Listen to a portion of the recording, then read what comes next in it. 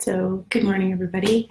I wasn't able to come in here yesterday because yesterday was insane, but it's good because being busy is better, right?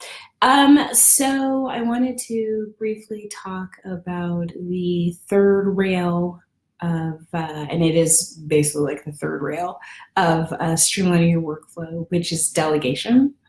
And as I said, I think it's the one that entrepreneurs struggle with the most for a few different reasons. One, it costs money if you're going to give part of your workflow or part of the admin work over to somebody else. It's you're gonna have to pay them. I mean, you can get interns, but then that's a whole other thing. But somewhere or another, they're going to have to be compensated, which means that you're taking out of your income and putting this towards something that you could ostensibly, and that's a big word. I've been reading a lot of books lately. Do yourself. And so there's an argument with that. There's also that whole thing of like control, because I think that as entrepreneurs, one of the big reasons we became entrepreneurs is so we could control the way things go. And if you're handing something over to somebody else, then you lose control. So, I mean, there's also just sort of like a mindset aspect to it too, which really shouldn't be discounted. And so with delegation, the way that I think of it is that it's going to save you time and it's going to save you money. Because if you're talking about projects that you can't do yourself, like for instance, the biggest thing that I think of is like if you're a wedding planner or you are like in any sort of creative field, if you're a wedding planner, especially something that you've got to do on site, a photographer, a rental company, a caterer, you know that when you get on site that you're going to have to delegate some of the work to everyone else. I think that it's a saying as a wedding planner. I remember my first couple of years, I don't even think it was that. I was doing everything myself. I was coming on site myself. I was doing everything. I was running around without an assistant, which was just insane. Because you can't really do a wedding by yourself. And that's one of the things, that's the first thing I would tell a newbie wedding planner. There's too many things to do, there's too many things to handle, there's too many places to be all at once, and so you just need an assistant, at least one. And I think with most wedding planners, at least at this point, they get that. So you are delegating part of the work to someone else who is, while you're talking to the couple, is setting up the reception or setting up the ceremony area or making sure that everything's good or the guests are coming in or checking in guests and stuff like that, like all these moving pieces. So thinking about delegation in that way is probably a little bit better. So if you've got admin work that you have to do, I'll give you an example because I'm going through this week. I'm working with someone who's doing a virtual retreat. She did her first one a couple of months ago. It was really successful. She had like a couple hundred people who were in it.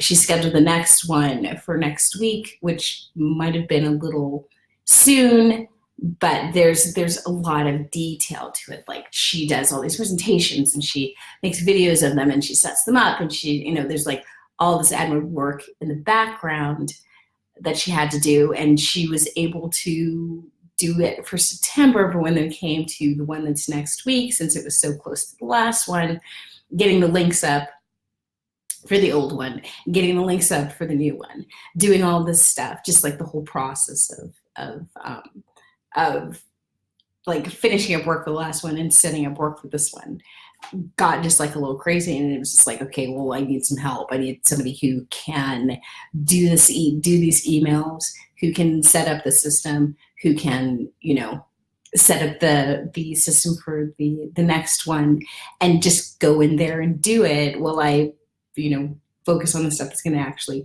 make money, like ads and talking to this, talking to sponsors and talking to nailing down the speakers. So stuff that she could do and only she could do. So that's one of the things to think about with delegation. It's like, what really is it that only you can do?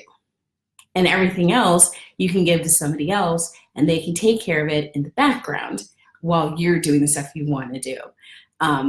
If you're a photographer, you can focus on talking to your potential clients, getting hired, and then actually working on the pictures while someone else is managing your email, doing contracts for you, sending that stuff out, all of the admin work of it. Because it just eventually just gets, especially as you get more successful, it just eventually gets just like a little crazy. I was looking at some blogs about delegation, and it was interesting because there's things that they say that are true, like make sure you pick the right person.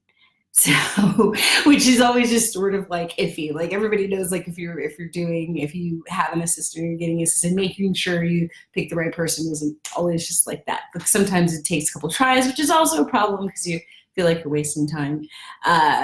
Sometimes the right person, I mean, there's a lot of definitions of the right person. Is it somebody who has the right skills? Is it somebody who has the right attitude? Is it someone that you can trust with like all these different levels?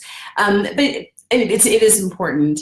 And then one of the really important things that I saw just across the board, which I totally agree with, is that make sure that you're not just handing them everything. So yeah, do email management, do this, do that, do the other. So like pick like the most important or most pressing admin thing and start with that. So you're working on your own expectations. Like you don't need to train this person to do everything at this point. You can train them on this one thing. Like this is how I answer my emails.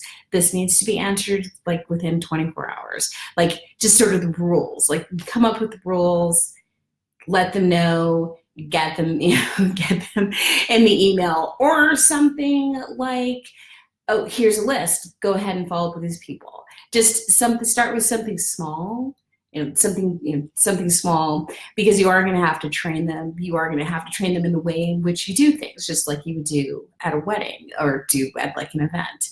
There is a little bit of a training that needs to be involved, but just break it down for yourself and break it down for them. There are going to be questions. You are going to have to check their work. It does take a minute to actually get it done, but it's still in that time that you are training them and that they're working on it. You get to do things that are going to make you money. You get to create your work.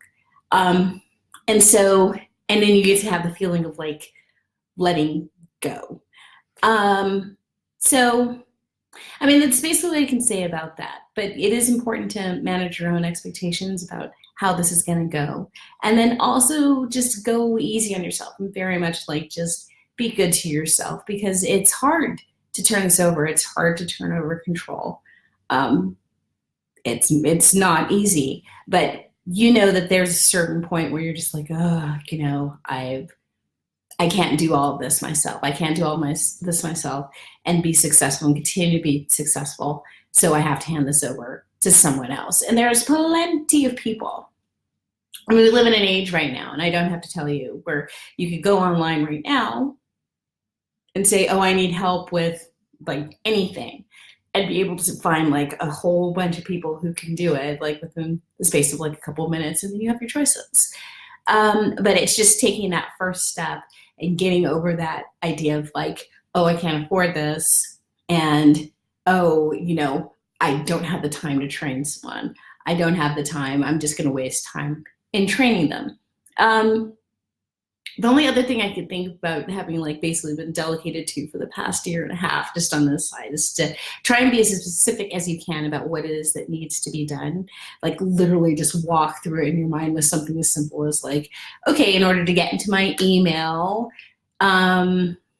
if I get into my email, then, all I've got to do is just go to the page and it opens up automatically because it's already tied to my computer. So for somebody else to get into my email, what do I have to do? They're going to need a code for it. Where's the password? They're going to need to know where to find all the folders. If there's like 3 things that I want to do, like start with 3 things. I'm a big fan of like the rule of 3. Start with 3 things. Like, okay, I want you to send out inquiry responses. I want you to find out about like these floors. I mean, you know, like just start with 3. It's like, what do they need to know for these 3 things? Is there an email in there that they can use as a template so they can see how I work and how I talk to people? Just sort of break down the tasks like that in your head.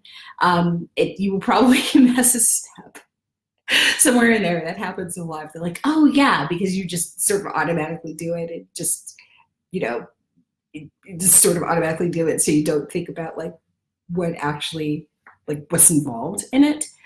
So go a little easy on yourself. Tell the person that you're talking to that they're absolutely free to ask questions. Don't get upset when they do. Just to delegate the way you'd like to be delegated to. And as creative professionals, we are always being delegated to. So yeah, just go easy on yourself, but don't discount it. Don't say that you can't afford it. If you can't afford it, start small. If you need help, recognize that you need help. And just go from there. If you have any questions, you can let me know. I'm going to actually do a blog about delegation, not this week, because this week I'm doing a blog about elimination, but probably next week, just because the wedding season is ending basically next week, and then we go into talking about preparing for 2020, which starts like Thanksgiving. So we'll be talking a little bit about that and just gearing up for the year. And if you have any questions, let me know. And if there's anything I can do to help you, let me know. And you can go to my website at elizabethcoopersmithconsulting.com and ask questions, schedule a consultation. I am here. Have a great day, guys.